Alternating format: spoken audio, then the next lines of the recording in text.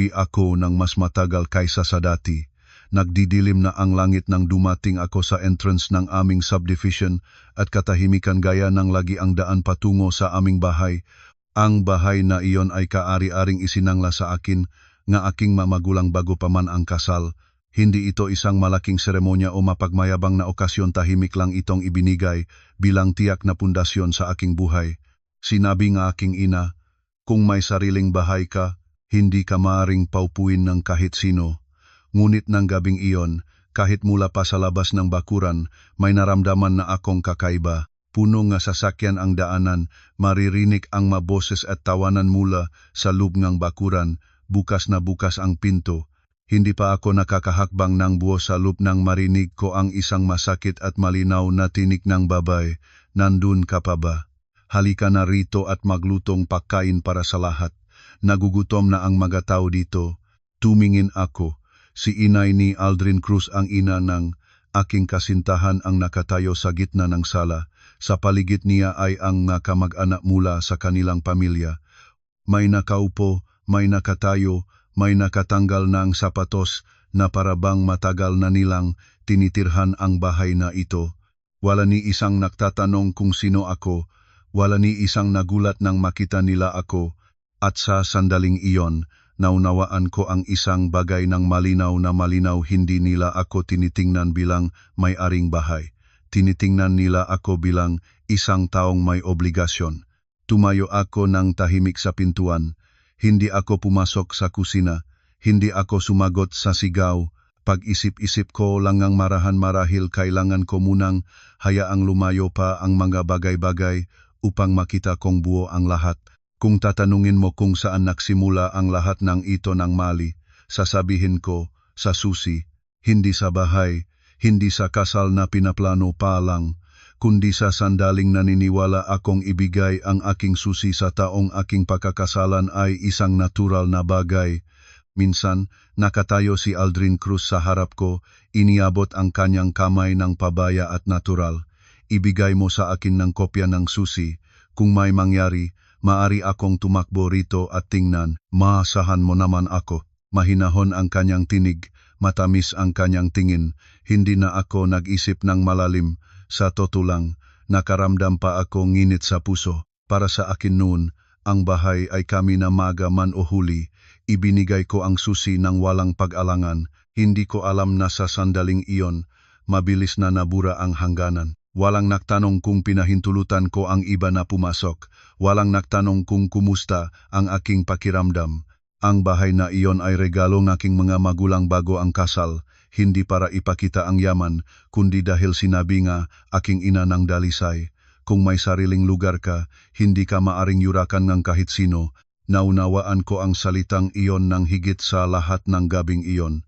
Kalaunan lang nalaman ko, ilang araw lamang pagkatapos matanggap ni Aldrin ang susi, ibinigay niya ito sa kanyang ina, hindi palihim, kundi buong kumpiyansa. Ito ang bahay na inihanda namin para sa kasal, aniya sa harap ng kanilang mga kamag-anak.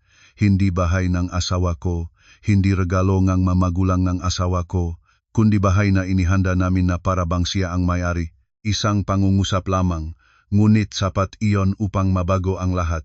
Nang gabing iyon, nang nakatayo ako sa pintuan at nakita ko si inay ni Aldrin na nagmamando sa akin na parang kasambahay, agahan ko ang lahat ng mapiraso.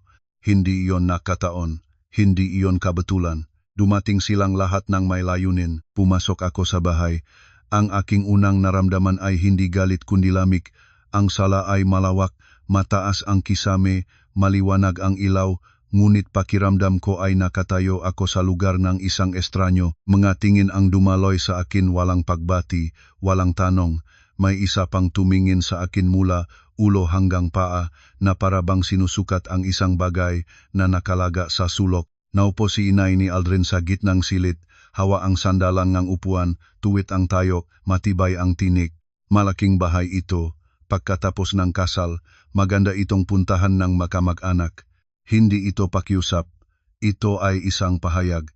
Isang middle-aged na babae ang lumingon sa akin. Ikaw ang manugang, halika, maghanda ang tsaa. Tumayo akong tahimik, hindi dahil hindi ko narinig, kundi dahil may katanungang patuloy na tumatakbo sa isip ko. Sino ba ako sa bahay na ito? Si Aldrin ay nakatayo malapit, tumingin siya sa akin, pagkatapos ay sa kanyang ina at pagkatapos ay lumingon. Walang sinabi. Ang kanyang katahimikan noon ay mas mabigat pa sa lahat ng sigang kanyang ina dahil alam ko na pili na niya ang kanyang panik. At ang panik na iyon ay hindi ako. Dahan-dahan akong lumigit sa paligid ng bahay hindi upang hanapin ang gagawin, kundi upang muli kong tingnan ang bawat sulok. Ang sopa na pinili ng aking tatay, ang ilaw na ipinayong aking nanay na ingatan, ang larawang nakalagay sa dingding regalo sa pagpapasinaya mula sa aking kaibigan. Lahat ay nandun pa rin, tanging ang aking posisyon wala na. Narinig ko ang makamag-anak na nag-usap sa likod ko. Ang ganda ng sala, ang itaas na palapag ay angkop para sa matatanda. Swerteng lalaking may ganitong bahay. Doon ako huminto. Sa unang pagkakataon sa aking buhay, nakita ko kung paano maaring gamitin ang salitang lalaki upang burahin ang lahat ng pagsisikap at karapatan ng isang babae. Lumingon ako kay Aldrin. Ano ang sinabi mo sa kanila tungkol sa bahay na ito? Napahiya siya. Alam na nila iyon. Anong silbi pang ipaliwanag? Masasagulo pa. Tumango ako. Sa sandaling iyon, wala na akong hustong ipaliwanag pa. Naunawaan ko na ang problema ay hindi si inay ni Aldrin ni ang mga kamag-anak. Ang problema ay ang lalaking hawak ang aking susi at ibinigay ito na parabang may karapatang gawin iyon. Ang taong maaring magbigay ng susi ay maari ring ibigay ang hangganan. Nang gabing iyon, hindi ako nagluto, hindi nagpritong saa, hindi nagawe. Dahan-dahan akong naupo sa upuang katapat ng inay ni Aldrin tuwid ang likod. Sa unang pagkakataon, maingat kong tiningnan ang babae. Tumingin siya sa akin. Medyo nagulat siya marahil hindi siya sanay na ang manugang ay hindi tumitindig kapag tinawag. Hindi sanay na ang isang babae ay natitirhan ng tahimik sa bahay na akala niya ay sa kanya na. Ngumiti ako ng bahagya hindi upang makuha ang kanyang pagmamahal, kundi upang patahimikin ang aking sarili. Ibinigay ko na ang susi, ngunit hawak ko pa rin ang pinto. Hindi ko pa ginagawa ang kahit ano, hindi pa tumatawag sa kahit sino, hindi pa nagsalita ng kahit isang mabigat na salita, ngunit sa aking isipan, isang desisyon ay nabuo na nang malinaw. Kung nais nilang iturin ang bahay na ito na kanila, ipakita ko sa kanila kung ano ang ibig sabihing may tunay na may-ari. Pumasok ako ng ilang hakbang pa sa sala at ang pakiramdam ay parabang napasok ako ng mali sa bahay ng ibang tao, hindi dahil sa ayos ng mga bagay, kundi dahil sa hangin. Sa loob ng aking bahay, ang mga tao ay natural na nag-usap, malakas ang tawanan, nagtatabangang ang maplato, tumatakbo ang mga bata sa pasilyo. Walang tumitig sa akin at walang nagpakitang nagulat sa aking presensya. Isang babaeng nasa 50 taon, isang kamag-anak ni Aldrin, kung tama ang aking alaala, ay yumukod upang ayusin ang mapagkain sa gitnang silid. Malakas ang kanyang boses, walang alinlangan. Ilipat natin ito ng kaunti para maginhawa. Malaki naman ang bahay, malaki naman ang bahay. 3 salita lang iyon, ngunit sinabi niya ito nang napakadali na parabang matagal na niyang karapatan ang gamitin ang lugar na ito. Tumingin ako sa paligid ng mahabang mesa ng hapagkainan malapit sa malaking bintana kung saan lagi akong umupo tuwing umaga upang uminom ng kape. Ngayon, puno itong lahat na uring ang pagkain na dala mula sa labas, nakabalot sa plastik, nakalagay sa mga styrofoam na kahon, magulo at walang ayos. Walang nagtanong kung pumayag ba ako, walang nagtanong kung gusto ko ba ang amoy ng pagkain sa aking bahay. Lumingon si inay ni Aldrin sa isang matandang lalaki. Umupo kayo dito para mahangin. May aircon ang bahay, hindi kayo mainit. Masaklaw ang kanyang tinik. Tulad ng tinik ng isang taong sanay na magutos sa ganitong lugar. Nakatayo ako sa gitna ng sala, nakababa ang mga kamay. Walang nagpaupo sa akin, walang nagtayo para sa akin. Pakiramdam ko ay isang bagay akong naiwanang nakasandal sa sulok, habang ang tunay na may-ari ay abala sa pagpapatanggap ng mga panauhin. Isang batang lalaki ang lumingon sa akin, Tanong ng pabaya, ikaw ang manugang, malapit na kayo magpakasal. No, hindi pa ako nakakasagot nang sumagot na si inay ni Aldrin para sa akin. O malapit na, handa na rin ang bahay. Natigilan ako sa pangungusap na iyon. Handa na rin ang bahay, hindi malapit na silang lumipat pagkatapos ng kasal, kundi handa na rin ang bahay, parang nakaplano na ang lahat bago pa man ako dumating. Si Aldrin ay nakatulad sa dingding, hawak ang telepono, hindi tumingin sa akin, nagpapakitang abala siya abala sa pag-iwas. May batang tumakbo at hindi sinadyang tumama sa aking binti, hindi na humihingi ng tawad, dumiskarte lamang ito at nagpatuloy. At sa sandaling iyon, napagtanto ko kahit sa mga batang ito, wala akong espesyal na posisyon. Tinawag ako ni inay ni Aldrin ng malakas. Maria, nasaan ka na? Pumasok ka sa kusina at tingnan mo kung luto na ang kanin. Lumingon ako sa kanya. Ang paraan ng kanyang pagtawag sa aking pangalan ay kasing natural ng taong matagal nang nakasanay na magutos sa akin. Alay, isang salita lang ang nasagot ko, tahimik ang tinig. Pumasok ka, tumulong sa kusina, hiyain ang mabisita kung wala, sabi niya ito, at pagkatapos ay lumingon sa mga kamag-anak na may ngiti, para bang iyon ay natural at wala namang masama. Tumingin ako sa kusina, ang aking kusina kung saan wala pa akong nailuto kahit isang pagkain mula nang lumipat ako dito. Ngayon, may nagbubukas ng aking na drawer, may naglalagay ng kaldero sa kalan. Isang babae ang nagsabing habang nahuhukas na kamay, ang swerte ng manuhang ngayon mahanda pa ang bahay. Ayos na, parang papuri, ngunit alam ko may kakaibang lihis sa loop ng salitang iyon. Naunawaan ko, sa kanilang paningin, ang bahay na ito ay hindi resultang pagsasakripisyo, aking mamagulang kundi kapalaran ng kanilang anak. Lumapit ako sa mesa ng pagkain, hinila ang isang upuan, at umupo. Walang nagsabi sa akin na gawin iyon, ngunit kailangan kong lugar na matitirhan. Biglang tumigil ang ingay sa loob ng ilang segundo. Tumingin sa akin si inay ni Aldrin, bahagyang nagagalit ang ekspresyon. Marahil hindi siya sanay na umupo ako nang hindi siya nagbibigay ng pahintulot. Hindi ka pa pumapasok sa kusina? Tanong niya, mababa ang tinik ngunit hindi naman mahinahon. Tuminghala ako sa kanya ng diretso. Gusto ko lang magtanong bakit hindi ako sinabihan na darating kayo. Tahimik ang buong silit. Naktatapunan ng mga tingin. Si Aldrin ay umubo ng isang beses. Sinabi lang ni nanay na titingnan nila ang bahay saglit. Titignan ang bahay. Inulit ko ito ng dahan-dahan sa aking isip. Natawa ang isang kamag-anak. Ang pagtingin sa bahay ng anak. Anong masamang diyan? Narinig ko ng malinaw ang bawat salita bahay ng anak. Sa sandaling iyon, wala na akong galit, nakakatawa na lamang. Lumingon ako kay Aldrin. Sinabi mo ba sa kanila kung kanino ang bahay na ito? Naging balisa siya, lumingon sa paligid, at sumagot ng pabulong. Bahay natin iyan, malapit naman tayong mag-asawa. Tumango ako. Matalino ang kanyang sagot, hindi mali, ngunit hindi rin tama. Sinabad ng kanyang ina, ang babae, susundin pa rin ang lalaki sa huli. Bahayang lalaki ito, ganun lang, dapat isipin para madali ang buhay. Lumamig ang aking likot. Hindi dahil mabigat ang salita kundi dahil napaka-familiar nito at napakatakot na pamilyar na bagay. Napagtanto ko kung tatahimik ako ngayong gabi, bukas, ang bahay na ito ay hindi na ang akin. Nagsimulang mag-usapang magkamag-anak tungkol sa mas pangmatagalang plano. Sino ang titira sa aling kwarto? Ang itaas para sa matatanda.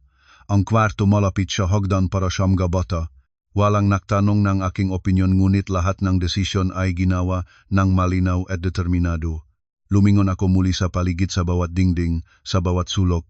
Hindi ko nakita ang isang tahanan, nakita ko ang isang plano na isinasagawa sa harapan ko. Tumayo si inay ni Aldrin at lumapit sa akin.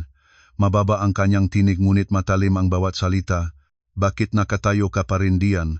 Maraming bisita. Hindi mo ba nararamdaman iyon? Tumingin ako sa kanya. Pagkatapos sa mga naghihintay nga, aking reaksyon.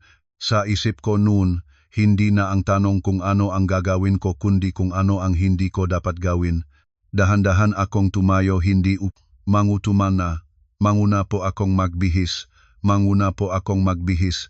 Sabi ko ng kalmado, Tumingin sa akin ang kanyang ina, puno ngang pagdududa ang mata, ngunit hindi siya pumigil sa akin. Dahan-dahan akong umakyat ng hagdan, bawat hakbang, mas lalong naglilinaw ang aking isipan. Sa aking kwarto, isinara ko ang pinto. Sa unang pagkakataon ng gabing iyon, huminga ako ng malalim. Sa ibaba, patuloy na ang tawanan. Masaya silang lahat dahil naniniwala silang ang bahay na ito ay sa kanila na. Dito ako tumayo, nakasandal sa pinto, hawak ang aking telepono. Wala pa akong tinatawagan, wala pa akong ginagawa. Ngunit alam ko ng maliwanag hindi ko maring hayaang magpatuloy ang lahat ng ganito. May mga hangganan na pinayagan ko silang lampasan ng napakadali. Kung hindi ko ito pinatigil ngayon, mawawala sa akin ang higit pa sa isang bahay. Matagal akong nanatili sa aking kwarto hindi dahil pagod, kundi dahil kailangan kong katahimikan upang makatayo ng maayos sa aking sariling posisyon. Ang kwarto ay amoy pintura pa rin, hindi pa kayang-kaya ang kama. Lahat ng bagay dito ay bago, malinis at akin, ngunit sa oras na lumabas ako ng pintong iyon mawawala ang lahat ng pakiramdam na iyon.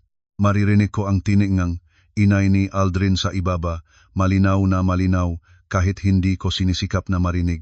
Maria, ang tagal mo na diyan sa itaas, bumaba ka at tumulong sa kusina. Nakasandal ang aking likod sa pinto. Isang pangungusap lamang, ngunit tiyak na nagsasabi iyon ng isang bagay. Sa kanyang paningin, nailaan na ako sa isang nakapirming papel hindi bilang may-ari ang bahay, hindi bilang nagdedesisyon kundi bilang isang taong dapat maglingkod. Tumingin ako sa salamin, ang babay sa salamin ay ako pa rin, damit opisina, nakatali ang buhok ng maayos, bahagyang pagod ang mukha, pagkatapos ng mahabang araw ng trabaho wala namang nagbago. Tanging ang paraan ngang pagtingin ng iba sa akin nagbago na iyon. Lumabas akong kwarto at lumakad patungo sa hagdan. Ang ilaw ay nagnininging sa magabaitang, bawat hakbang pababa ay pakiramdam na mas mabigat kaysa nang umakyat ako. Sa ibaba, mainit pa rin ang ingay, puno ngang kamag-anak ang hapagkainan, may naglalagay ng pagkain sa plato ng nga bata, may isa pang nagtutuwang ngang boses habang nagkukuwento ng negosyo. Walang napansin na bumaba na ako, lumingon si inay ni Aldrin sa akin, mabilis na tumahid ang kanyang mata, pagkatapos ay tumigil sa aking makamay. Bakit ka nakatayo pa rin diyan? Pumunta ka sa kusina at tingnan mo ang kaldero. Hindi mataas ang kanyang tinig. Ngunit may isang bagay na pamilyar tulad ng tinig ng isang taong sanay ng mag-utos sa loob ng lugar na ito. Tumingin ako sa kusina. Bukas ang pintuan. Puting ilaw ang kumakalat sa labas. May isang babaeng abala sa lababo. May isa pa na nagbubukas ang refrigerator. Natural sila na anupat naramdaman ko na ako ang taong labis. Galing pa lang akong trabaho, sabi ko ng kalmado, hayaan na natin silang mag-alagaan sa kanilang sarili. Nangingilit ang kilay ni inay ni Aldrin. Galing sa trabaho kaya mas dapat kang magsikap. Maraming bisita, hindi ka naman lang makatayo ng tumitingin. Ilang mga tingin ang lumingon sa akin, ilan ang tumango. Ilan ang tumingin sa akin na parabang sinabi ko ang isang napakamaling bagay.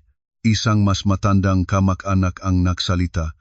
Ang manugang ay dapat alerto, maraming tao rito at walang pahinga ang magaganap kung hindi ka kumilos. Naramdaman ko ang lalamunan ko na naging tuyo. Hindi dahil sa galit kundi dahil naunawaan ko. Kung sumunod ako ngayong gabi, bukas ay magiging pamantayan na ang lahat ng ito. Lumingon ako kay Aldrin. Nakatayo siya sa sulok ng kwarto, hawak pa rin ang telepono. Hinintay ko siyang magsalita, kahit isang pangungusap lang, ngunit hindi siya nagsalita. Ano ang palagay mo? Tanong ko nang hindi nagtatagal. Nagulat siya ng kaunti, pumunta ka na at tumulong, masaya na lang, ano naman ang masamang diyan? Napatawa ako ng kaunti. Hindi dahil masaya kundi dahil naunawaan ko na noon pa man, paulit-ulit ko nang naririnig ang ganitong uringang sagot. Hinila ko ang isang upuan at umupo sa hapagkainan, walang nagsabi sa akin na gawin iyon, ngunit umupo pa rin ako. Biglang lumipat ang hangin sa kwarto, tumingin si inay ni Aldrin sa akin. hindi matago ang kanyang iritasyon. Hindi ka ba nakikinig sa akin? Tuminghala ako sa kanya. Nakikinig ako ngunit hindi ko naunawaan. Hindi mo naunawaan ang ano? Tumaas ang kanyang boses. Hindi ko naunawaan kung bakit ang mga tao ay pumasok sa aking bahay nang hindi muna nagpaalam. Hindi ko rin naunawaan kung bakit dapat akong magluto kapag hindi ko man lamang iniimbitahan ang sinuman. Biglang tahimik ang buong hapagkainan, ilang ubo, may naglagay ng chopstick. Kumontento si inay ni Aldrin, nakatayo. Bahay ito ng aking anak, may karapatan akong dalhin dito ang makamagana, may mali ba diyan? Mabagal na tumibay ang aking tibok ng puso, hindi na hated, hindi na nagulat, kundi isang kumpirmasyon lamang. Lumingon ako kay Aldrin. Ito ba ang sinabi mo sa iyong nanay at sa lahat ng nandito? Umiwas siya sa aking tingin. Sinabi ko lang na ito ang bahay para sa aming kasal. Para sa aming kasal. Inulit ko ang dalawang salitang iyon sa aking isipan. Pagkatapos ay lumingon ako sa kanyang ina. Ngunit ang titulo ng bahay na ito ay nakasalin sa aking pangalan. Dahan-dahan ko itong sinabi. At sa palagay ko, dapat itong igalang. Ilang bulong ang lumagay sa hangin. Nagbago ang matingin sa akin, wala ng pagkagili. Ngumiti si inay ni Aldrin ng mapanuyang ngiti, isang ngiting hindi umabot sa kanyang mamata. Ang babae, susundin pa rin ang lalaki sa wakas. Ano man ang nasa titulo, pare-pareho rin, huwag kang magdramatiko. Maraming beses ko na itong narinig sa makwento ng ibang tao. Ngunit nang bumaba ito ng direkta sa aking sariling buhay, naramdaman ko ang bigat nito. Naunawaan ko, para sa kanya, ang aking pangalan sa titulo ay pansamantala lamang, isang bagay na maring baguhin sa tamang oras. Lumingon ako sa paligid na hapagkainan. Ang mga taong nakaupo roon, iba-iba ang hitsura, ngunit isa ang kanilang tingin sa akin. Hinihintay nila akong sumuko. Kung tumayo na lang ako at pumunta sa kusina, maayos na ang lahat. Walang magaway, walang maapektuhan. Ngunit ang babayaran ko, mawawala ang aking karapatang magsabing ang hindi, magpakailanman. Tumayo ako. Tumingin sa akin si inay ni Aldrin para bang nanalo na siya. Ngunit hindi ako pumunta sa kusina. Diretso akong naglakad patungo sa hagdan. Ekskuse po, umakyat na po muna ako sa kwarto. Sabi ko ng kalmado. Tumigil ka. Tumaas ang kanyang boses. Tumigil ako. Lumingon. Hindi ako sanay na pinag-utusan sa sarili kong bahay. Sabi ko ng mahinahon, ngunit malinaw ang bawat salita. Nanahimik ang buong silit. Tumingin sa akin si Aldrin, nagulat at nagagalit sa sabay. Marahil hindi niya akala na magagawa ko ito. Umakyat na akong hagdan, walang pumigil sa akin. Sa lubang aking kwarto, kinuha ko ang susi. Sa unang pagkakataon ng gabing iyon, hindi na ako nanginginig. Umupo ako sa gilid ng kama, hindi umiyak, hindi nagalit. Ngunit sa aking isipan, lahat ay malinaw na. Kung hihintay pa ako na may mga laga sa akin, mahihintay ako habang buhay. Kinuha ko ang aking telepono. Tinitigan ang maliwanag na screen sa madilim na kwarto. Wala pa akong tinatawagan. Ngunit alam ko na ang aking desisyon. Hindi ako manugang na masunurin. Ako ang may-aring bahay. Nakakandado ang pintuan. Hindi ako natulog. Hindi dahil sa ingay, kundi dahil ang aking isipan ay nagliliwanag ng hindi karaniwan. Sa ibaba, patuloy ang mga boses at tawanan, walang kahit isang palatandaan ng pag-aalala. Hindi nila nararamdaman na may mali silang ginagawa dahil sa kanilang isipan, nakaplano na ang lahat mula pa noong una. Tumayo ako, binuksan ang pintuan ng aking kwarto at lumakad sa pasilyo. Nakarating sa pintuan ng unang kwarto, bahagyang bukas ito. Sa loob, may naglagay ng maleta at bag malapit sa dingding. Hindi marami, ngunit sapat na iyon bilang marka. Parang naglagay ng unang bato upang sabihin, napili ko na ang lugar na ito. Matagal akong nakatayo at tumingin, walang nagtanong ng aking pahintulot at walang kailangan pang magtanong. Pumunta ako sa susunod na kwarto. Nakasara ang pinto, ngunit may mga bakas ng kamay sa doorknob. Sa sahig, may ilang bakas ng pagkalatkat ng maleta, maliit na palatandaan, maliit na dapat napansin ng karamihan.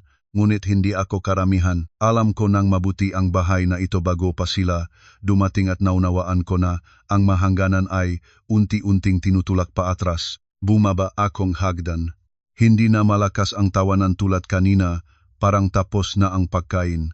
Nakatayo si inay ni Aldrin malapit sa kusina, hawa ang tuwalya, mabilis na tinangkilik ang tingin sa akin. Ang tagal mo ron sa itaas. Ano ang ginagawa mo? Hindi siya nakalit. Hindi rin siya nakalaka. Hindi ako sumagot kaagad. Tumingin ako sa may lock na pinto. Bago ang lock, maliwanag na kulay. Hindi iyon ang lock na nakalagay ko doon. Lalong tumibay ang aking tibok ng puso, hindi mabilis, kundi malinaw. Sino ang nagpalit ng lock na iyon? Tanong ko ng kamado. Tumingin si inay ni Aldrin sa direksyon na tinuturo ko at sumagot ng natural. Ako ang nagutos na palitan.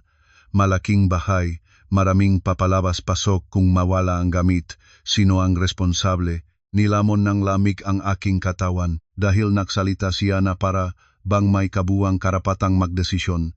Hindi mo to sinabi sa akin. Sabi ko ng mahinahon. Para sa iyong kapakanan iyon. Ang batang babae, ano ba ang alam sa ganitong bagay? Masaklaw ang kanyang tinik. Lumingon ako kay Aldrin. Nakatayo siya malapit, umiwas ang kanyang tingin. Alam mo ba ito? Tanong ko. Mabagal siyang tumango. Para mapayapa ang lahat. Wala na akong sinabi pa. Dahil naunawaan ko kung magtatanong pa ako, ang sagot ay palaging para mapayapa.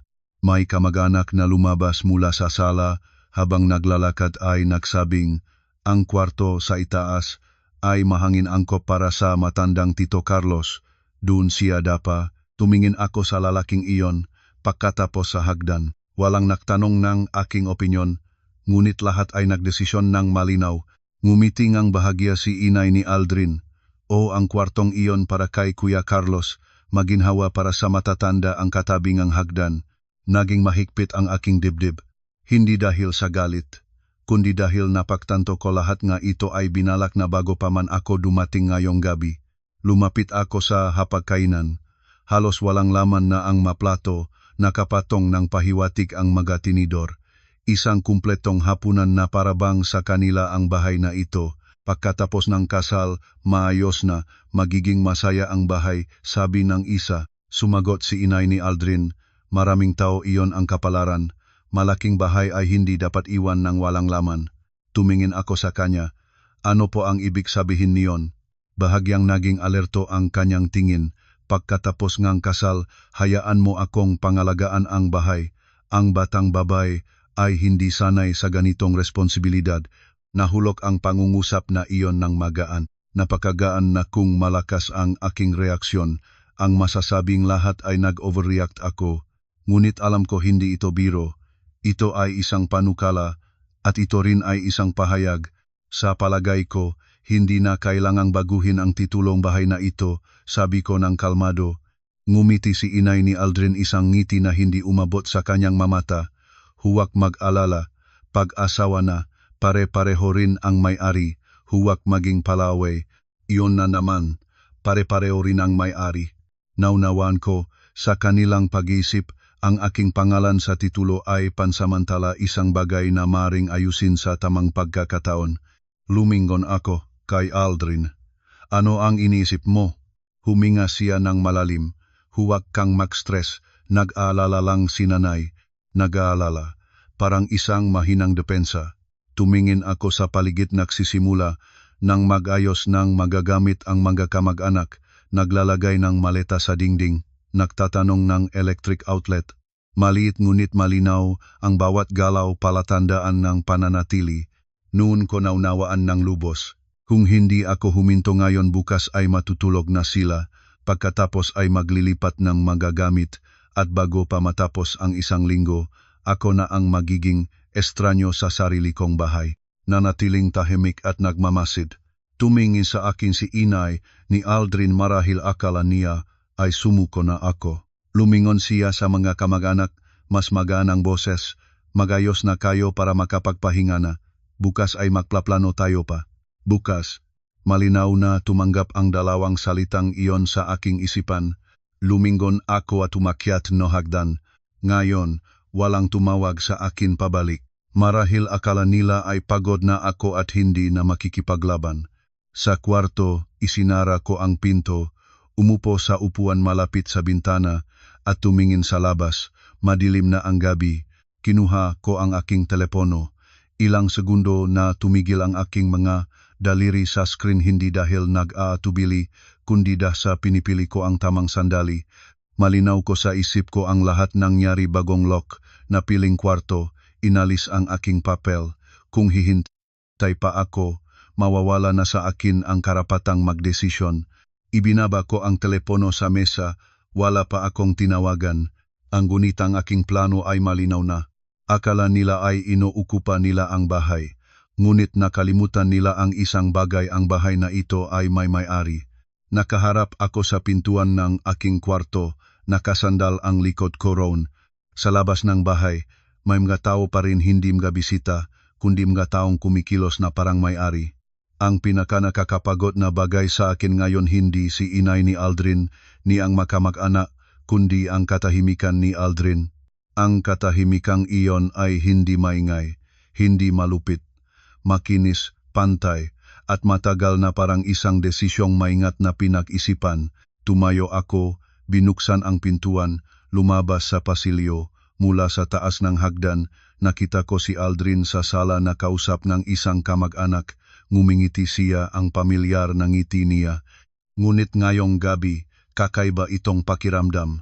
Bumaba ako ng dahan-dahan, hindi nagmamadali, hindi nagpapakita ng atensyon. Lumingon siya sa akin ng ilang hakbang na lang ang layo ko sa kanya. Hindi ka pa natutulog, mababa ang kanyang tinik na parang karaniwan lang ang lahat. Umakyat ka ng sandali. Kausapin kita, sabi ko.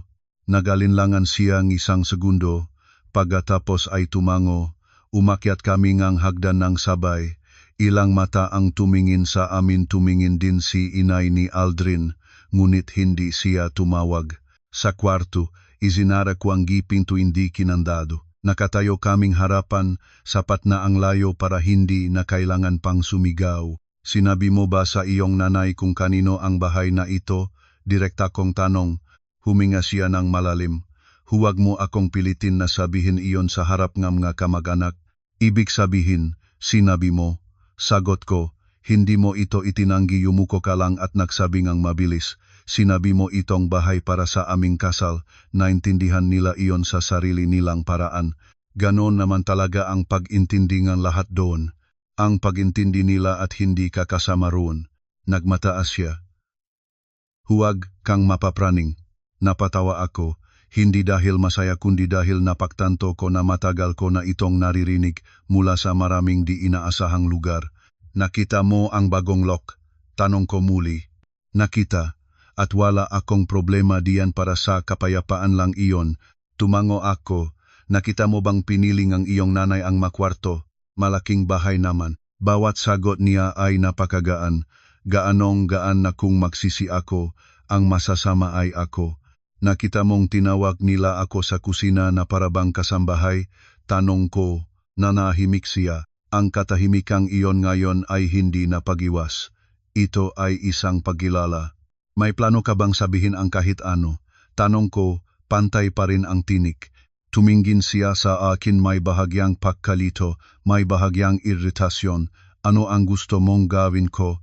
Kausapin si nanay sa harap na lahat, hindi agad sumagot. Kailangan kong tiyaking tama ang aking narinig. Ibig sabihin, sa palagay mo ay kailangan kong sumuko para mapanatili ang kapayapaan?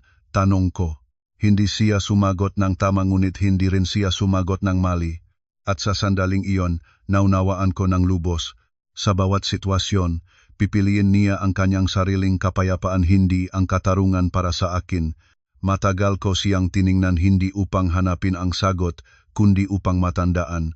Naalala mo ba ang araw na ibinigay ng aking mga magulang ang susingang bahay sa akin? Tanong ko. Tumango siya. Naalala mo kung ano ang sinabi ng aking nanay? Nag-isip siya. Sinabi ba niya na nagbibigay silang matibay na lugar para sa inyong dalawa?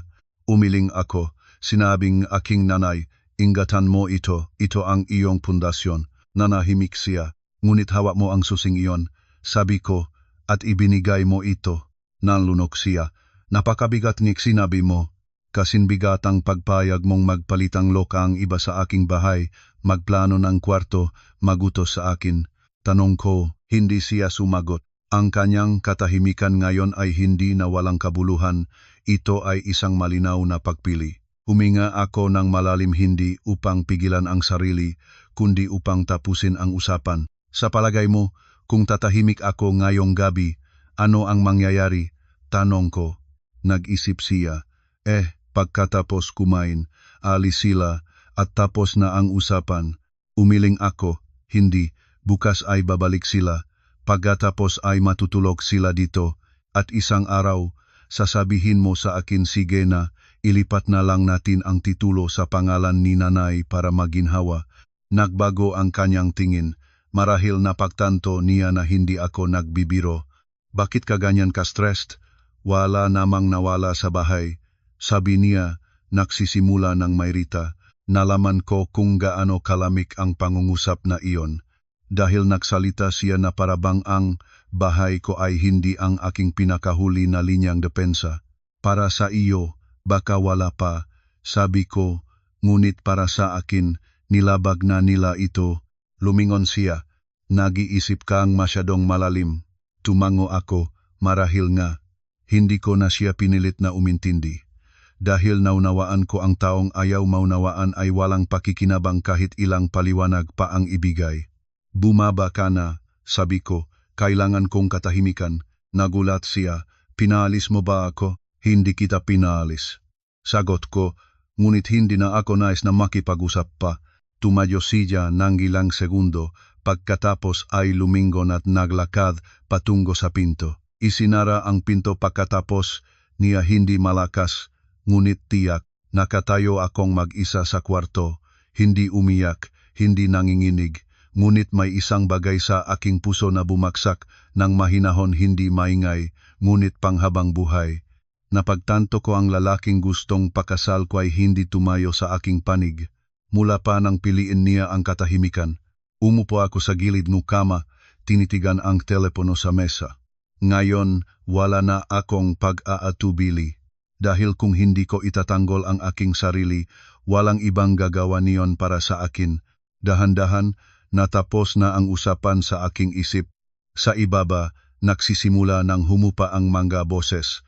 Tapos na ang hapunan ngunit walang naghahandang umuwi. Ingay nga upuan na hinihila, pag-ugoy ng mga bag. Isang nagtatanong ng electric socket para sa charger. Napakaliit ng gatunok na iyon, ngunit sapat na para maunawaan ko ang katotohanan, nakahanda silang manatili. Tumayo ako at lumabas ng kwarto. Maliwanag pa rin ang ilaw sa hagdan, makinang ang makahoy na baitang nagbabalik ng malamig na ningning. Walang pumigil sa akin nang bumaba. Ang sala ay naayos na, ngunit mas marami na ang mga personal na gamit. Maleta sa dingding, bag na kabitin sa upuan. Jacket na kapatong sa arresto. Nakatayo si inay ni Aldrin, nakikipag-usap sa isang kamag-anak. Nang makita niya akong bumaba, tumigil siya at tinitigan mula ulo hanggang paa. Hindi ka pa natutulog? Tumango ako, hindi po. Bumaba akong tulungan kayong linisin, hindi maganda kung iwan ng ganito. Natural ang kanyang tinik na parang nag-usap tayo sa aking bahay ng maraming beses na. Hindi ako sumagot. Diretso akong lumapit sa upuan malapit sa bintana at umupo. Biglang naging mabigat ang hangin sa lubang ilang segundo. Tumingin sa akin si inay ni Aldrin, nagsisimula ng Mayrita ang ekspresyon. Narinig mo ako? Tanong niya. Tuminghala ako sa kanya. Narinig ko po. Bakit hindi ka kumikilos? Tumaas ng kaunti ang kanyang boses. Ibinaba ko ang aking makamay sa aking matuhod. Tuminghala ng diretso. Dahil wala akong obligasyong gawin iyon, nanahimik ang buong silid. Lahat ning nag-uusap ay lumingon. Si Aldrin, nakatayo malapit, bahagyang nagulat ang tingin. Anong ibig sabihin niyon? Tanong ni inay ni Aldrin, nagsisimulang tumaas ang tinik. Dahil ito ang aking bahay, sabi ko nang hindi nagtatagal, hindi tumataas ng boses, hindi nanginginig.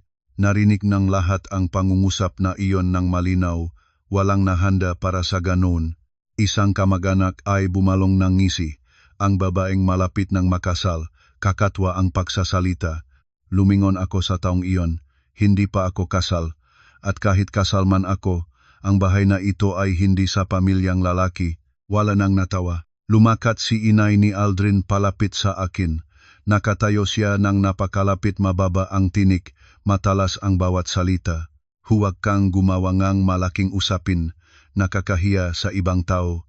Tuminghala ako sa kanya. Ang ibang tao ay nasa loob ng aking bahay. Natihilan siya isang segundo. Lumakad si Aldrin palapit, bahagyang hinawakan ang aking braso. Maria, tama na, pag-usapan natin ito mamaya. Binawi ko ang aking braso, hindi malakas, ngunit tiyak. Wala nang mamaya. Sabi ko, marami na akong sinabi. Pinili niyang hindi makinig. Tumayo ako, hindi patungo sa kusina, kundi patungo sa pangunahing pintuan. Nanlaki ang mata ni inay ni Aldrin. Saan ka pupunta? Sino ang tatawagan mo? Hindi ako sumagot. Binuksan ko ang aking telepono. Lahat ng tingin ay nakalapat sa akin. Walang nagsalita, ngunit naramdaman ko ang tensyon na kumakalat sa buong kwarto tulad ng mainit na singaw. Pinindot ko ang numero ng walang pag-aatubili. Mabilis na sumagot sa kabilang linya. Barangay Hall po ito. Dahan-dahan ako nagsalita, bawat salita ng malinaw. Magandang gabi po, ako po si Maria Santos. May ire-report po ako, maraming taong pumasok sa aking bahay nang hindi ko pinahintulutan. Ang address po ay... Binasa ko ang address ng malinaw, walang labis na salita. Nanlaki ang mata ni inay ni Aldrin. Ano ang ginagawa mo? Nagpatuloy ako. Hindi sila umalis. Hinihingi ko po ang tulong ninyo. Ibinaba ko ang telepono. Nanahimik ang buong silid na parang huminto ang pahinga. Naging tanga ka na ba? Sumigaw si inay ni Aldrin. Bakit mo tinawag ang barangay para sa loob ng bahay? Tuminghala ako sa kanya upang ipagtanggol ang aking karapatan. Tumingin sa akin si Aldrin, halong galit at takot ang ekspresyon. Lumayo ka na ng buhay mo diyan. Tumango ako. Marahil nga, isang kamag-anak ang biglang tumayo. Sa loob ng bahay, barangay ang tatawagan. Bakit? Tuminghala ako sa taong iyon. Dahil hindi ito ang bahay ng inyong pamilya. Naging mabigat na ang hangin. Wala nang nagpapanatiling ang magandang mukha tulad ng kanilang pag-aasal kanina. Lumingon si inay ni Aldrin kay Aldrin, magsalita ka naman. Nanatiling tahimik si Aldrin. Ang katahimikang iyon ngayon ay hindi na mahalaga para sa akin dahil hindi ko na kailangan pa ang kanyang katindig. Halos 15 minuto pagkatapos, tumunog ang kampana sa labas. Tumayo ako at lumakad patungo sa pinto upang buksan ito. 2 opisyal ng barangay ang nakatayo sa labas. Seryoso ang anyo, ngunit magalang ang asal. Kayo po ba ang tumawag? Tanong ng isa. Ako po. Sagot ko. Pumasok sila. Tumingin sa paligid ng bahay. Pagkatapos ay nagtanong, sino po ang mataong ito? Mabilis na nagsalita si inay ni Aldrin. Mga kamag-anak kami. Bahay itong aking anak. May mali na hindi pagkakaunawaan lamang. Lumingon ang opisyal sa akin. Kayo po ang tumawag. Pinahintulutan po ba ninyo ang taong ito na pumasok? Tumingin ako sa paligid, mga nakaiwas na tingin, mga mukha na nagsisimula ng magpakita ng pag-aalala. Hindi. Isang salitang malinaw. Wala nang natawa. Lumingon si inay ni Aldrin sa akin. Nagsisimula ng tumataas ang tinik. Bakit ganon ang sinasabi mo? Pamilya, kami lahat. Hindi ako sumagot sa kanya. Inilabas ko mula sa aking bag ang isang makapal na papel, walang panginginig, walang pagmamadali. Ito po ang titulo ng bahay. Nasa pangalan ko po ito, sabi ko. Tinanggap ito ng isa sa mga opisyal. Maingat na binasa, tumingin sa lahat. Kayo po si Maria Santos? Tanong niya. Opo. Ang bahay na ito ay nasa pangalan lamang ninyo? Opo. Tuminghala siya kay Aldrin. Kayo po ba ay nasa titulong bahay na ito? Umiling si Aldrin ng bahagya, mababa ang tinik. Hindi po. Mayroon po ba kayong nakasulatang pahintulot mula sa may-ari? Nagpatuloy ang opisyal. Nanahimik si Aldrin. Sinabat si inay ni Aldrin, malapit na silang ikasal, anuman ang nasa papel, isa lang sila. Sternong tuminghala ang opisyal sa kanya. Ate, ang batas ay nakabatay sa titulo ngari-arian. Ang pangungusap na iyon ay bumaksak ng mahinahon, ngunit para sa kanya, parang isang sampal. Isang kamag-anak ang nagsalita, nag-aatubili ang tinik. Pumunta lang talaga kami para kumain, wala namang masama sa intensyon namin. Tumango ang opisyal, naintindihan namin iyon, ngunit kung hindi pinahintulutan ng may-ari, ang pananatili rito ay hindi wasto. Pagkatapos ay lumingon sa akin. Anong gusto ninyong mangyari? Huminga ako ng malalim. Hihilingin ko pong umalis ang lahat ng tao sa aking bahay ngayong gabi. Natigilan ang lahat. Nanlaki ang mga mata ni inay ni Aldrin. Hanggang doon ka ba?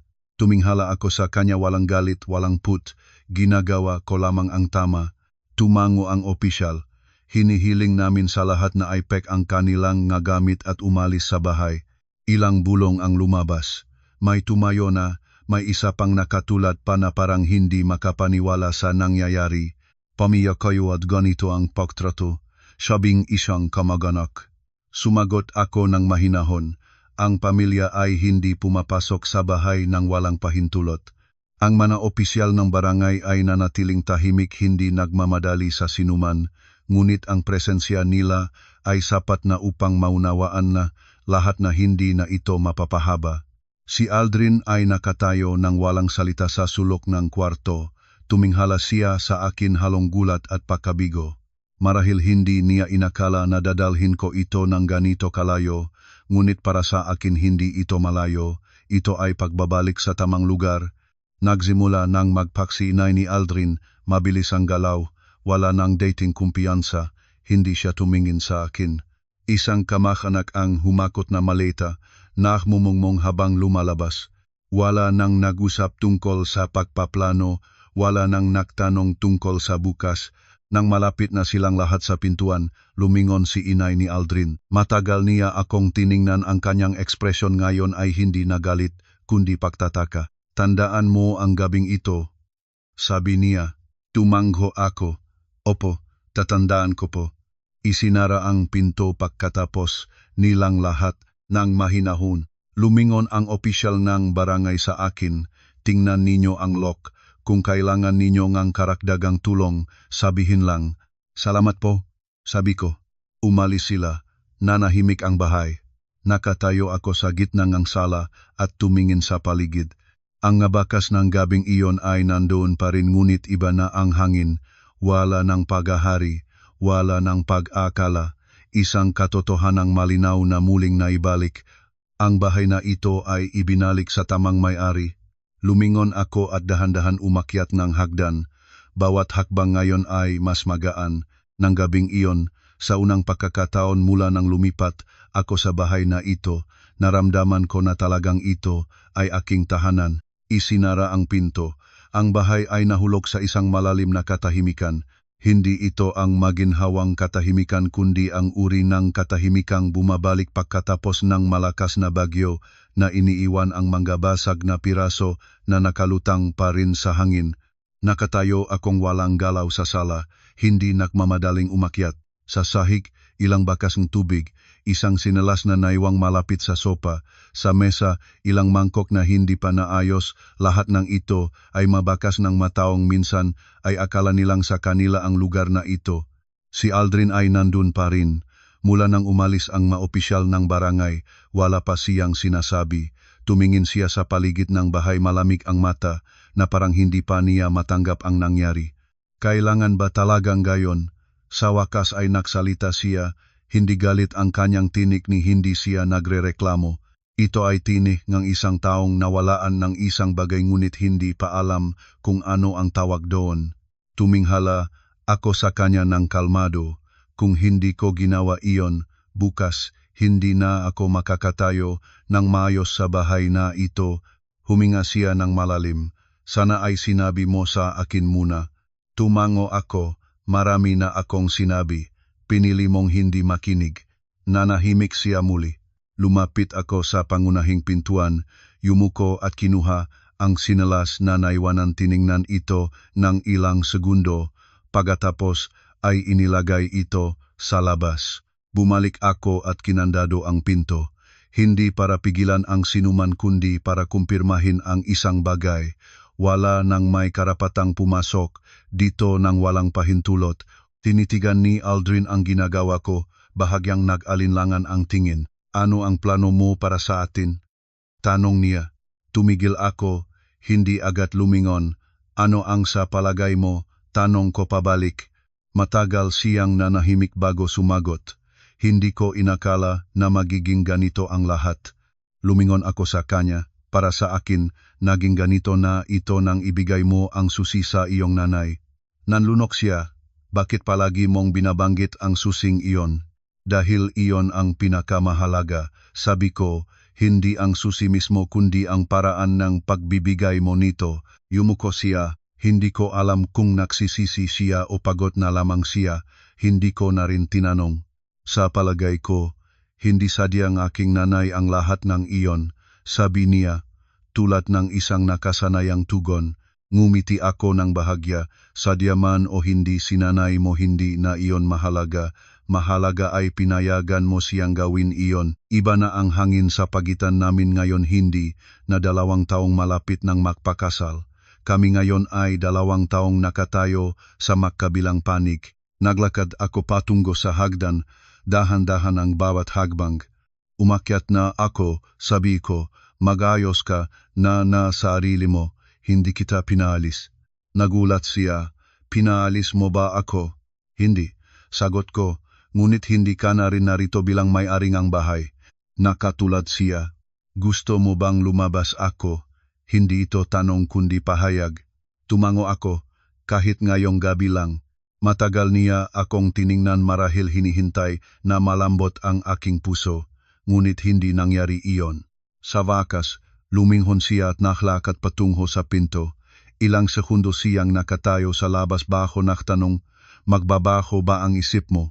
Direkta akong tuminghala sa kanya, hindi, maikli, ngunit totoo. Binuksan niya ang pinto, lumabas, hindi na nagsalita pa. Isinara ang pinto at sa pagkakataong ito, ako lang ang nasa loob. Kinandado ko, pagkatapos ay nakasandal ang likod ko roon. Hindi umiyak. Hindi nanginginig. Isang bagay lamang ang aking naramdaman ang malinaw na katotohanan na doon ay nagsara ang isang kabanatang aking buhay. Pumasok ako sa sala at nagsimulang mag-ayos ngang mangkok. Hindi dahil iniutos iyon ng sinuman kundi dahil gusto kong maibalik ang lugar na ito sa tamang ayos nito. Sa kusina, magulo ang lahat, ngunit hindi ako nagmamadaling ayusin. Nakatayo lang ako at tumingin ng ilang sandali. Kung hindi ko itatanggol ang bahay na ito, walang ibang gagawa niyon para sa akin. Umakyat ako, isinara ang pintuan ng kwarto at umupo sa kama. Tumunog ang telepono mensahe mula kay Aldrin. Pasensya na, kausapin mo ako bukas. Tiningnan ko ang screen pagkatapos ay pinawalan. Hindi dahil sa galit, kundi dahil wala na akong gustong sabihin pa. Humiga ako. Sa unang pagkakataon ng mahabang gabing iyon, naramdaman ko ang aking pahinga na bumabalik sa dati. Sa labas, lahat ay umalis na. Walang nagtatalo, walang nagpaplano. Ako na lamang at ang bahay na ibinalik sa may-ari nito. May mapakakataon na kailangang itaboy ang iba palabas ng iyong bahay upang mapanatili ang iyong sarili. Nang gabing iyon, natulog ako ng mahimbing walang panaginip, walang pagkagising sa gitnang gabi. Marahil dahil sa unang pagkakataon matapos ang maraming buwan, wala akong dapat pangalagaan sa loob ng aking sariling bahay. Kinabukasan, maaga akong nagising. Sinumikat ang araw sa bintana, tumapon ngang maliwanag na sinag sa sahig ng sala. Lahat ay tahimik, narinig ko ang ikik ng orasan sa dingding. Naganda ako ng kape, umupo sa upuan, noon ay kinaupuan ng inay ni Aldrin. Iba ang pakiramdam, walang paghahari, walang amoy ng di pamilyar na tao. Ako at ang espasyo na sa wakas ay sa akin na. Bandang tanghali, tumunog ang aking telepono bago ang numero. Maria Santos po ba? Narinig ko ang boses ng isang lalaki, medyo mababa. Opo, ako. Ako si Carlos, kamag-anak ni Aldrin mula sa kanyang ama. Dahan-dahan siyang nagsalita. May gusto akong sabihin na sa palagay ko ay dapat mong malaman. Nanahimik ako ang ilang segundo. Sabihin ninyo, bumaba ang kanyang tinig. Ang pamilya ni Aldrin ay dumaan sa mahirap na sitwasyong pinansyal, hindi ito bago, matagal na ito. Si Aldrin ay may utang sa labas. Ang kanyang nanay ay nagarantiya para sa ilang halaga. Kailangan nila ng isang malaking ari-arian para magkolateral para maaari silang makabawi. Pumingaw ang aking mata. Lahat ng piraso sa aking isip ay biglang nakakaruktong. At ang aking bahay. Sabi ko ng pantay na pantay ang tinig ay ang pinaka-perpektong solusyon. Huminga ng malalim ang lalaki. Matalino ka. Alam mo rin kung bakit napilitan silang kumilos ng mabilis. Hindi ko sinisi ang lalaki dahil sinabi niya ang bagay na kagabi pa ay hinihinalang ko na. Bakit kayo tumawag sa akin, tanong ko. Upang humingi ng tawad, sagot niya, at upang payuhan ka na maging matatag. Ngumiti ako ng bahagya, matatag na po ako. Natapos ang tawag. Ibinaba ko ang telepono sa mesa. Walang sakit. Walang galit. Isang panghuling kumpirmasyon. Nang hapon ngang araw na iyon, dumating si Aldrin. Nakatayo siya sa labas ng bakuran, hindi pumasok. Binuksan ko ang pinto ngunit hindi ko siya inimbitahan. Gusto ko lang makausap ka, sabi niya. Narinig kita. Sagot ko. Tumingin siya sa lumgan, bahay marahil umaasa pang maaring makapasok gayang dati. Hindi ko alam na gaganon ang lahat, sabi niya. Hindi ko inakala na ganon kalayo ang isip ni nanay. Matagal ko siyang tiningnan. Alam mo man o hindi na iyon mahalaga ngayon, sabi ko. Ano ang desisyon mo? Tanong niya. Hindi na ako nag-ikot-ikot. Kanselahin ang kasal. Natihilan siya. Sigurado ka ba? Mula ng tahimik kakagabi, sabi ko, naging sigurado na ako. Yumuko siya. Hindi siya nagtatalo. Marahil alam na niya rin na lahat ng sasabihin niya ay huli na. Pasensya na, sabi niya ng mahina. Tumango ako, tinatanggap ko. Ngunit hindi ko sinasabing pinapatawad kita dahil may ilang bagay na kahit patawad ay hindi na nagbabago ng kahit ano. Lumingon siya at dahan-dahan ang naglakad papalabas ng bakuran. Isinara ko ang pinto, hindi na kailangang magmadali. Nang gabing iyon, dumating ang aking mga magulang. Tumingin ang aking nanay sa paligid ng bahay. Pagkatapos ay tuminghala sa akin. Walang maraming tanong. Ayos ka ba? Tanong niya. Tumango ako. Ayos pa rin. Inilagay ng aking tatay ang kanyang kamay sa aking balikat. Basta nandito ang bahay at nandito kasapat na iyon. Ngumiti ako. Nang gabing iyon, inayos ko ang buong bahay hindi upang makalimot, kundi dahil gusto ko ang bagong simula. Tinanggal ko ang bagong lock, pinalitan ng lumang lock, at binawi ang lahat ng sobrang susi. Bawat galaw ay dahan-dahan, tahimik, malinaw. Naunawaan ko ang isang bagay na ito. May ilang relasyon na hindi dumating upang samahan ka sa buong buhay kundi upang ituro sa iyo kung paano ingatan ang iyong mga hangganan. Kung tatahimik ako kagabi, ngayon ay hindi na sana ito ang aking bahay, at marahil hindi na rin sana ako ang aking sarili. Nakatayo ako sa gitna ng sala at tumingin sa paligid sa huling pagkakataon. Hindi nagbago ang bahay ngunit nagbago ako. Hindi ako naiwalan ng asawa dahil wala akong asawang tumayo sa aking panig. Hindi ako naiwalan ng pamilya dahil ang aking pamilya ay hindi kailanman tumalikod sa akin. Nawala lamang sa akin ang isang lalaki at ang isang pamilya na nagkamali ng pagmamahal sa pagmamay-ari. At kapalit nun, napanatili ko ang isang bagay na higit na mahalaga, ang karapatang tumayo ng matayo sa sarili kong bahay. May mga bahay na hindi lamang itinayo sa semento at bakal pinapanatili rin ang mga itong mga hangganan. Kung tahimik ako ng gabing iyon, marahil ay napanatili ko ang isang kasal, ngunit mawawala ang aking sarili. Hindi lahat ng pumapasok sa iyong buhay ay karapat-dapat na pumasok sa iyong bahay.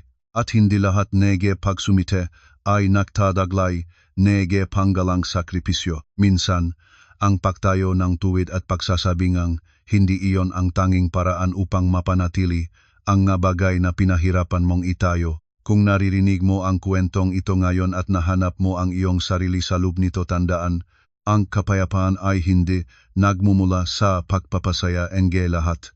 Nagmumula ito sa hindi pagtataksil sa iyong sarili.